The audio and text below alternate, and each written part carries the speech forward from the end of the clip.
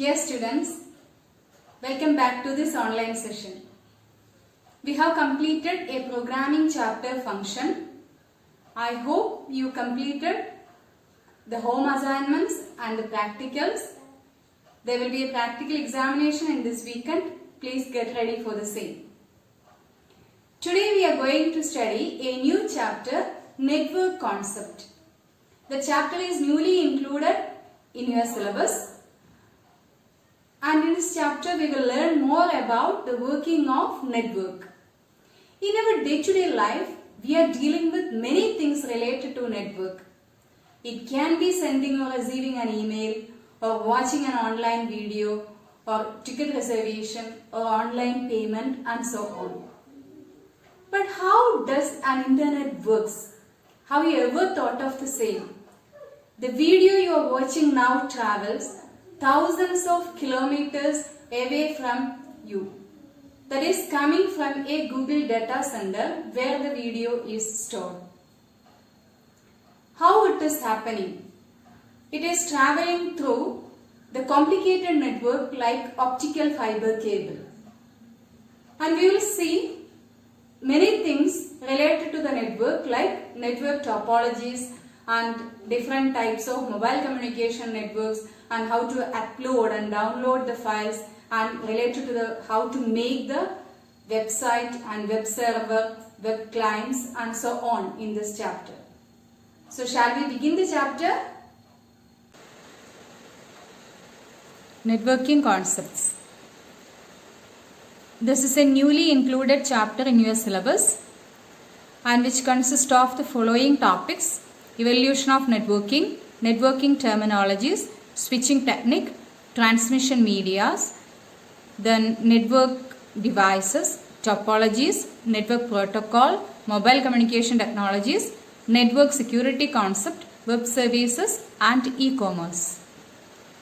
Today we will discuss these topics: evolution of networking, networking terminologies and switching techniques. So let us start with the evolution of networking. Evolution of networking started in 1969 by the development of the first network called ARPANET. ARPANET stands for Advanced Research Projects Agency Network. So it was a plan or a project of US Department of Defense. And the goal of this project was to connect the computers at different universities and US Defense. So what happened is that soon the engineers, scientists, students and researchers who were part of the system began exchanging data and messages on it.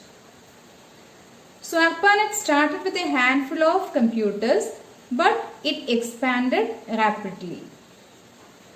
In the mid-80s, another federal agency, the National Science Foundation, NSF-NET, in 1980.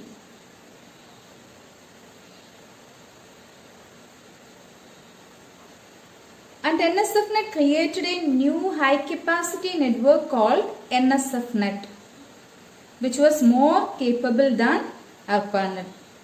But the problem is NSF-NET allowed only the academic research on its network and not any kind of private business on it. So soon, many private companies built their own networks which were later interconnected along with ARPANET and NSF-NET to form the internet. The original ARPANET was shut down in 1990s. And the government funding for NSF-NET discontinued in 1995, but a commercial internet services came into picture which are still running the internet. So actually they form an inter-networking with ARPANET, NSF-NET and other private networks, but the ARPANET shut down and NSF-NET also stopped funding, but these private networks are existing now. Please by heart the full form of ARPANET and NSF-NET, Advanced Research Project Agency Network. Then National Science Foundation Network. ARPANET began in 1969, NSFNet 1980, and 1990 the real internet evolved. So actually, what is a network? So a network means interconnected, autonomous or independent computer to share data and resources. See, different computers are connected in different way. That can be a laptop or a smartphone or a desktop computer or a server. We will see all these terms later. And all these devices are connected in one way or the other way. Actually, that is what is network. So we can see the definition of the network as it is a collection of interconnected computers and other devices to share data and other resources. So the resources can be a hardware resource or a software resource. And how can we share the data? That we will see in the next section. The need for networking. Why there is network? So the main advantages of networks are resource sharing, reliability, cost factor, communication medium, central storage of data. We'll see it one by one. First is resource sharing. Network facilitate sharing of resources. It can be a program or a data or a peripheral. Peripheral means any devices which is connected with a computer. That can be an input device or an output device too. Then it is possible in network to share the resources. See this example. In this network there are different computers and a scanner. Then a powerful computer which is known as server. And suppose the user who is using this computer needs to use the scanner. Actually, this scanner and this computer both are not physically connected. But this is possible because both are part of this network.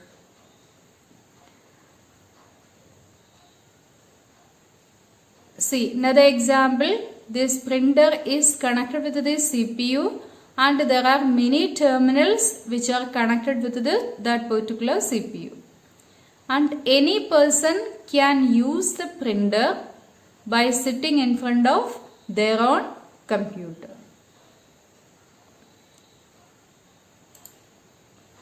Next is reliability.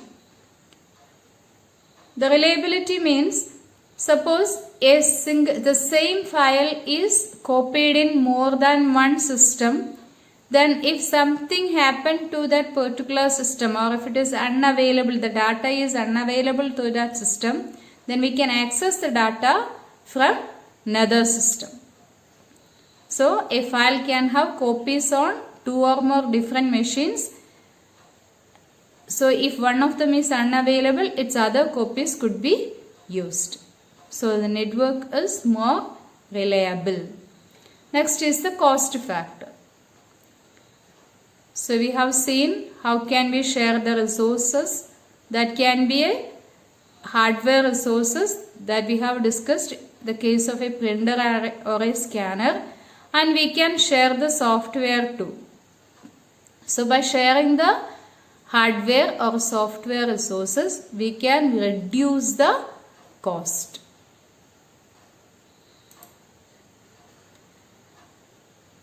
Next is communication medium. I don't want to explain much about this because the video you are currently watching now, because of the communicating facility provided by the network or the internet. So computer network provide a powerful, fast and reliable communication among the users of various computers.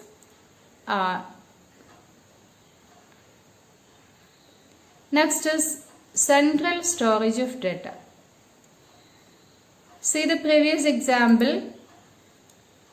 Here there is a computer which is located in central position, and if all these computers are storing their data in this central computer, in that case, if any user needs to get the data from any other computer of any other users, they can just made a request to that particular central computer, then it can provide the data without any delay. So central storage of data means the data can be stored in a central system, then it can be shared among the other computers too.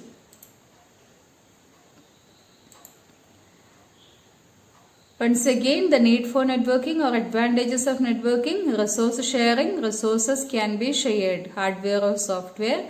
Reliability, we can copy, store the copy of the files in different machine, then more reliable.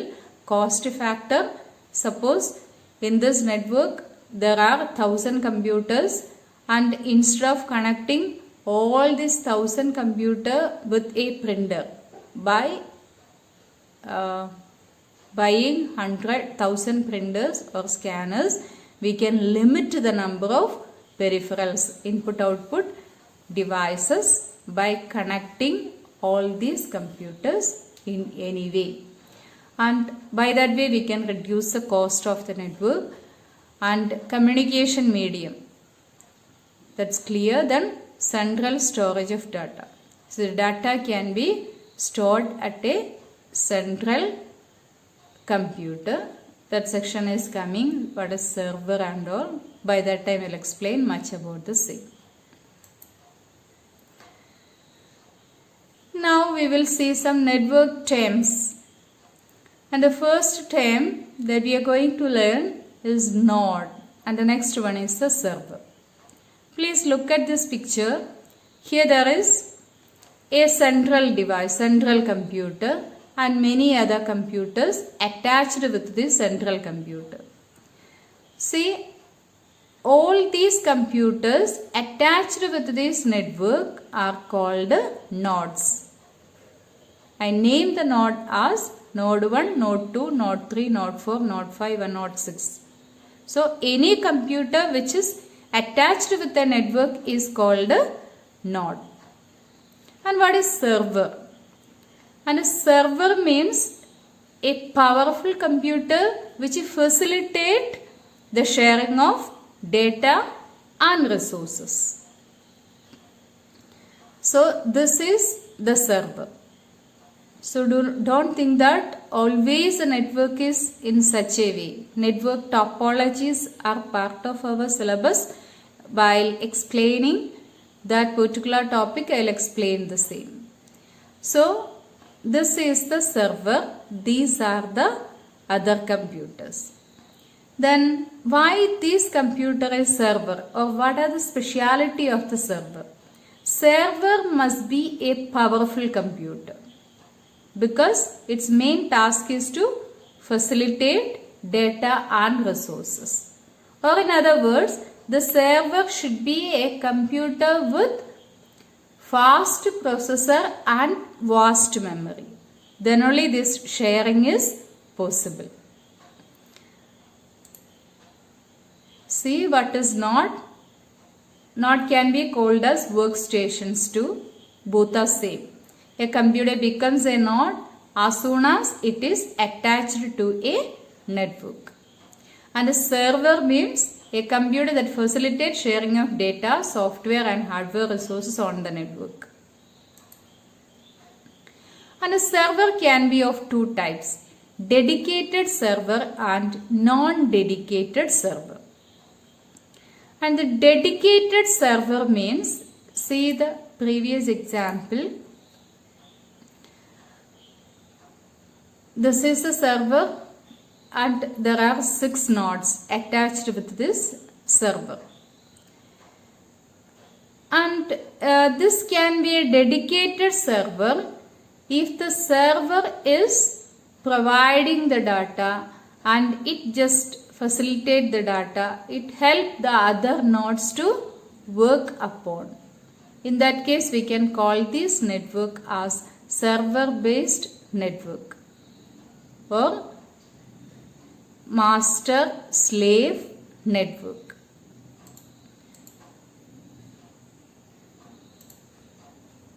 See, dedicated networks generally used on a big network installations where one computer is reserved for service job. And it helps all nodes access data, software and hardware resources. And it is not doing a workstations or a node's work. That is dedicated for only server's job. A server and many workstation. So that type of network is called master-slave network. One can be considered as the master computer or the server computer.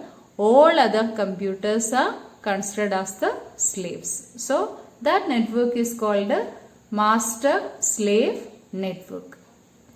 And see the next case, non-dedicated servers.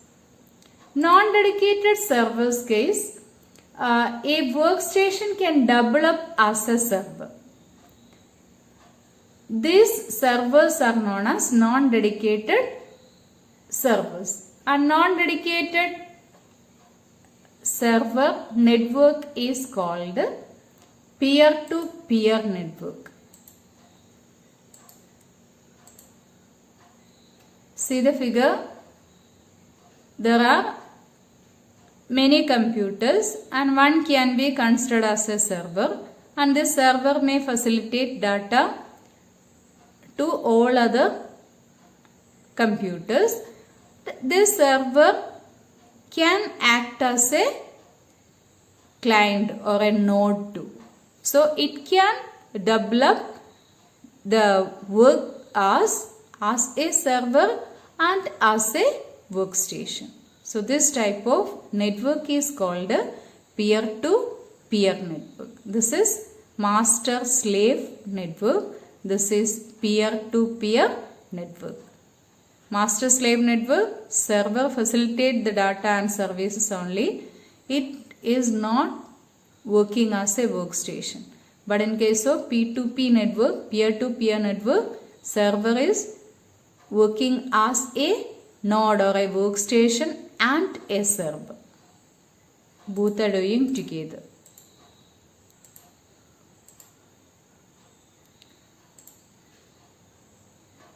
Okay.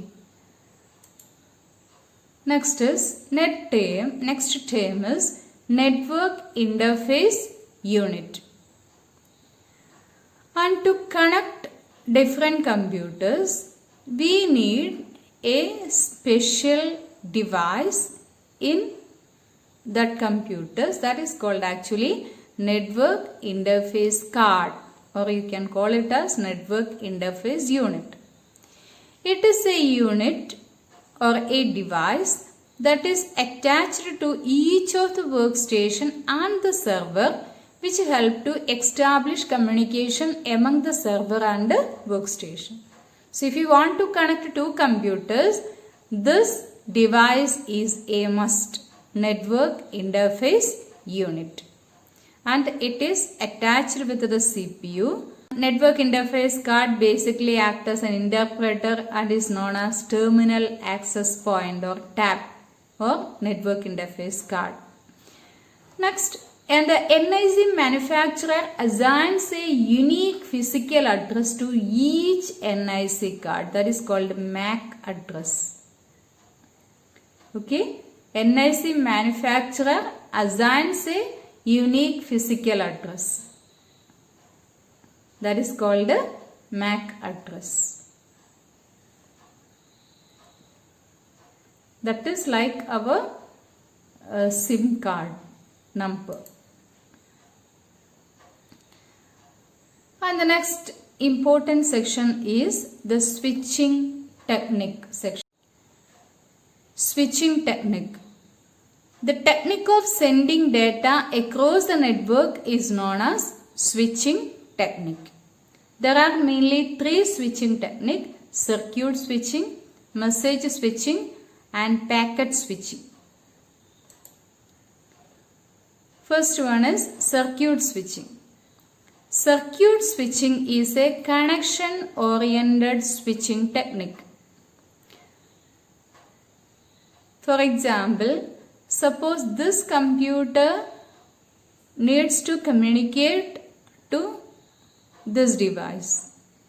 If so, first it checks the path or channel, then check the channel whether it is idle or not.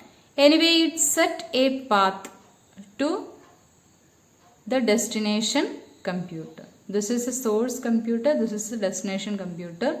So it make a physical connection first. Then start transmission.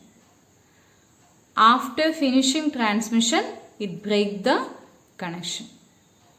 So the traditional telephone communication is one of the example of circuit switching technique. First establish a physical connection. You think of a mobile communication, a call. When you are making a call, first you establish a connection between the sender and the receiver. Once it is connected, you can start communication. Then after finishing, you may break the connection. And so as the case of any other devices, first establish the physical connection, then only start transmission. It has its own advantages and disadvantages that we will see later. Circuit switching is a connection-oriented service, and in this technique there is a dedicated link between the sender and the receiver, and no other call can be made during this link even if the link remains idle. Example, analog telephone network.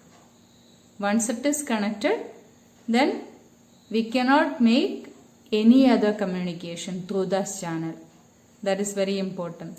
So if these two computers needs to communicate, they made a physical connection among them, then during their communication time, no other device can communicate to the source or the destination. That's happening in our phone call too. Until it is break, then we cannot communicate with that particular person. Next one is packet switching. This is very important. In internet, we are following this packet switching technique. Packet switching technique is a connectionless switching technique. There is no direct connection or physical connection is establishing. It just transmits the data by using a special technique. For example, suppose PC1 wants to transmit a message to PC4. So first it just check the channel whether that channel is free or not. If so, it start transmission. So it is not beginning the transmission as a whole. It never send the message as a whole. It divide the message into small packets. The packet means portion of a message, and each and every packet may have the source computer address and the destination computer address. In this case, when PC1 is sending a message to PC4, it may divide it into different packets, and each and every packet may have PC1's address and PC4's address, and all the packets are numbered too. And here in this example, PC1 send the message to PC4. So first the software which is incorporated with the network divide the entire message into small packets. So here in this example, it divides the entire message into 2 packets only. Then after dividing the same, it just transmit the message to the next switching office. And this data is reaching here. Then from there it check for the ideal path and it transmit the data to the next free channel through the next free channel. So it direct to data packet 1 through this channel and data packet 2 through this channel.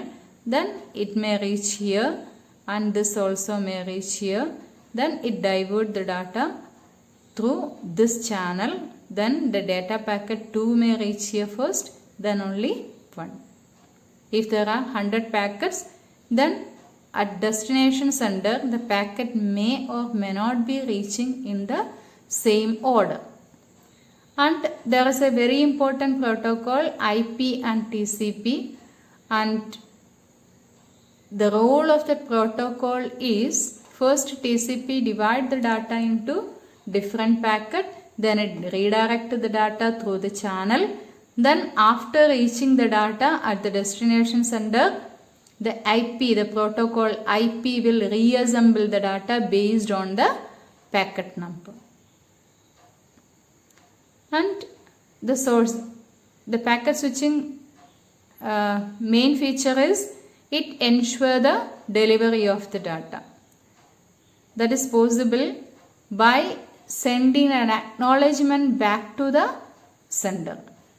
While receiving the data at the destination sender, the destination computer may send an acknowledgement back to the sender computer.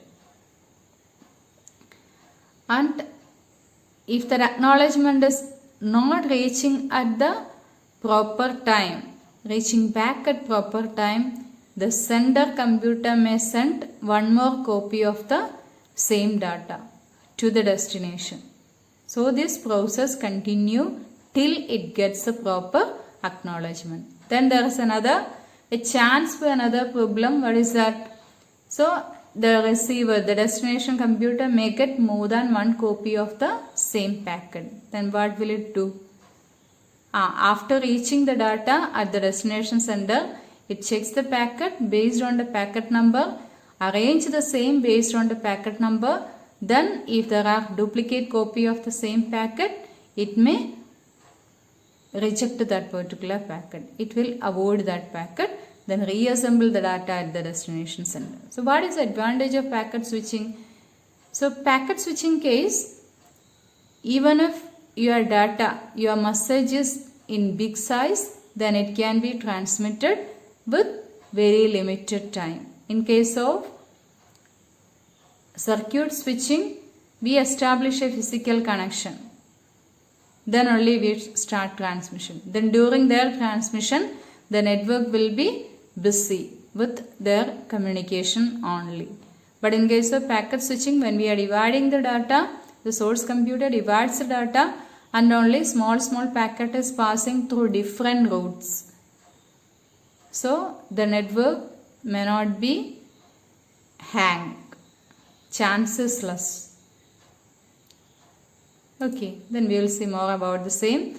It is connectionless service and data is fragmented into, connectionless means there is no end-to-end path.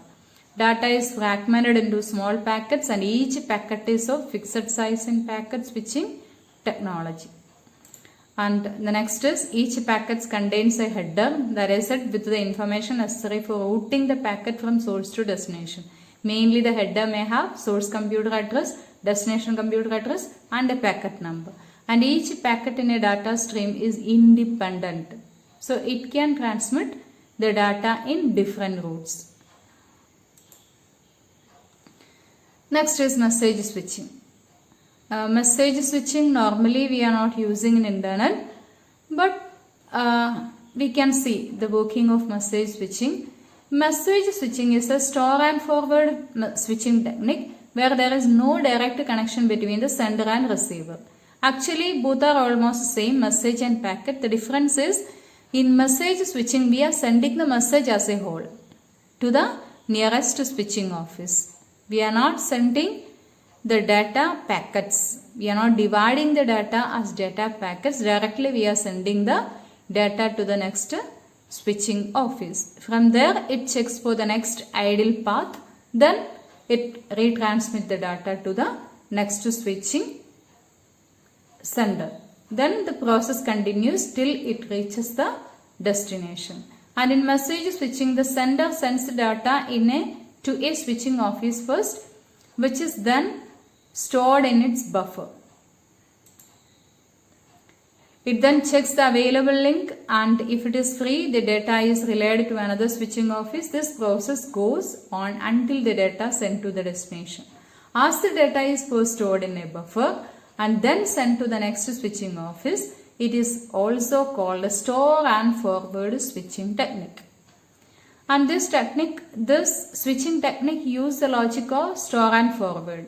First transmit to the next switching office and it wait for the idle path. Then it sends the data as a whole. That is a very important thing. In packet switching also search for the idle path, but the size of the message is limited. So it need not wait for long time. But in case of message switching, the network may not be idle for long time based on the size of the message. We can just compare them. And in circuit switching, a path is established in advanced. In packet switching and message switching, path is not established. And in circuit switching, store and forward technique we are not following. Packet switching and message switching, we are following the store and forward technique. And in circuit switching, the message follows multiple paths. No, in circuit switching, message is following the same path. But packet switching and message switching, the message follows multiple paths. The difference is there in how they are transmitting the message, especially in case of message switching, we are sending the data as a whole. There is no separation, like we are not dividing the message into different packets. The message case directly we are sending as a whole. But in case of packet switching, we are dividing the data into small packets, then divert the data.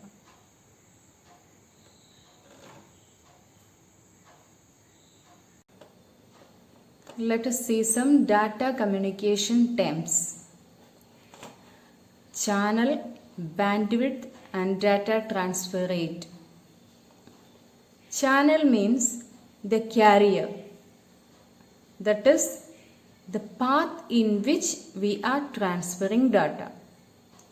And the bandwidth is the data carrying capacity of a channel. Actually, the bandwidth determines the speed of the network. Then data transfer rate means the amount of data that can be transferred in a given period of time. And the measurement unit of bandwidth is hertz. A hertz means 1 cycle per second. And the kilohertz, 1000 cycle per second. Megahertz, 1000 kilohertz.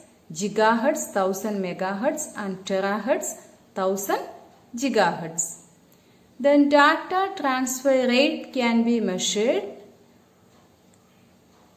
by bit or byte per second. As everybody knows, 1 byte is 8 bits. 1 kbps means kilobytes per second. If the B is capital, it is byte. If B is small letter, it is bits. Then Mbps, 1024 kbps, Gbps, 1024 Mbps, and kbps, kilobits per second, is 1024 bits only. So we will see one by one. Channel.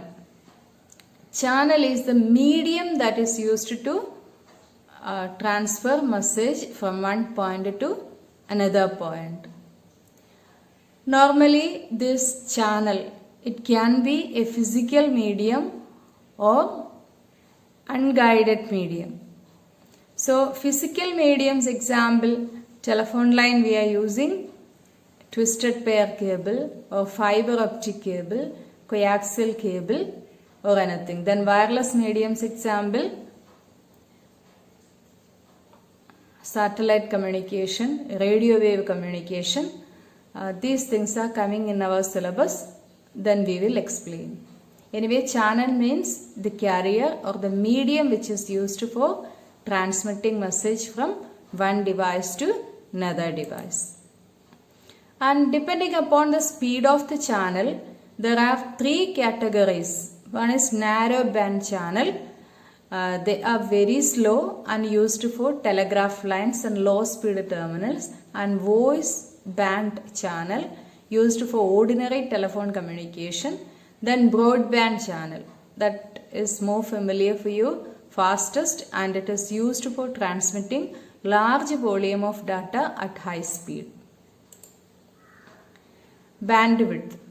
The bandwidth determines the speed of the network, and this is the data carrying capacity of a channel. Actually, bandwidth is the range of frequencies available for transmission of data. It is represented or expressed in the form of hertz, and this hertz means the difference between the highest frequency and the lowest frequency. And wider the bandwidth of a communication system, greater is the capacity. That means if the bandwidth is more, we can transfer more data in that given period of time. It is the amount of information transmitted or received per unit time. And the data transfer rate is the amount of data in digital form that is moved from one place to another in a given time on a network. So with a period of time, how much data is transferring is called data transfer rate. The greater the bandwidth of a given medium, the higher is the data transfer rate, and it is measured as bits per second. So today we have learned what is a network, that is interconnection of different computers for the purpose of sharing data and resources. And the advantages of network, what are they? You say resource sharing, cost factor, communication medium, reliability, then central storage of data. Then we have seen different network terminologies. What is node and what is server? Node means all the computers which are connected with a network, and server is a powerful computer which facilitates sharing of data and resources. And NIC or NIU, that is a device which is attached with every computer which is connected to network. So network interface card with a unique address known as MAC address. Then switching techniques: packet switching, message switching, and circuit. Circuit, end-to-end path established. Message switching, sending message as a whole in different paths, that is store and forward technique. And packet switching, the message is divided into small packets, then start transmission. Next is data communication terminologies. We have learned what is a channel. So channel is a path for data transmission. Channel can be wired channel or wireless channel. Then data transfer rate means the amount of data transferring in a given period of time. And bandwidth is the data carrying capacity of a channel. So children, this section is very important. As I said at the beginning, this is a new section which is included in your syllabus.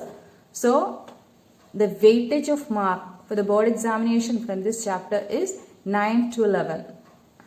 So Please concentrate more in this section. Read this section thoroughly, then make some short notes, then read the notes, then study well. Thank you.